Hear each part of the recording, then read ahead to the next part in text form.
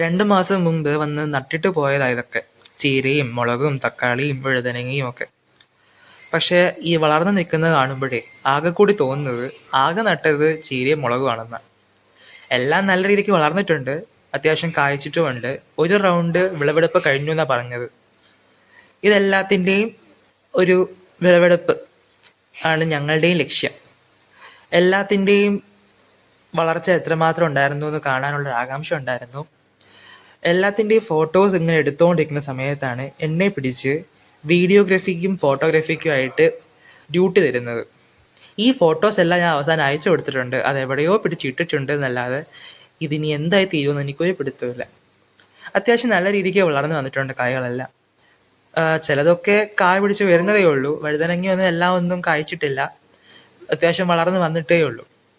എല്ലാത്തിനെയും പറിച്ച് കൊട്ടയിലാക്കണം, കൊണ്ടുവെക്കണം. മുളകാണ് കൂടുതൽ പറിച്ചത്. ഈ ഇവരെല്ലാം പറിച്ചുകൊണ്ടിരിക്കുന്ന മുളക് മാത്രമാണ്. 3 കൊട്ട നിറച്ച് മുളക് കിട്ടി. അവസാനം അത് ഓഫീസിൽ കൊണ്ടുവന്ന് വീതിക്കേണ്ടി വന്നു. എല്ലാം കഴിഞ്ഞ് അവിടെ പണി നടന്നുകൊണ്ടിരുന്ന കെട്ടിടം ഒന്ന് കാണാൻ ഇറങ്ങി. ബിൽഡിങ്ങിൻ്റെ പണി നടക്കുക, 2nd ഫ്ലോർ. ആ ഫ്ലോറിൻ്റെ പണിയും കഴിഞ്ഞ് കംപ്ലീറ്റ് റെനോവേഷൻസും കഴിഞ്ഞിട്ട് November 21 ഇനാഗുറേഷൻ ആണെന്നൊക്കെ പറയുന്നുണ്ട്.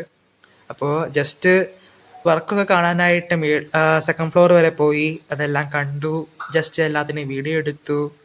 ആൻഡ് എല്ലാം കഴിഞ്ഞിട്ട് തിരിച്ച് വീണ്ടും ഓഫീസ് വർക്കിലേക്ക് പോവാണ്. സോ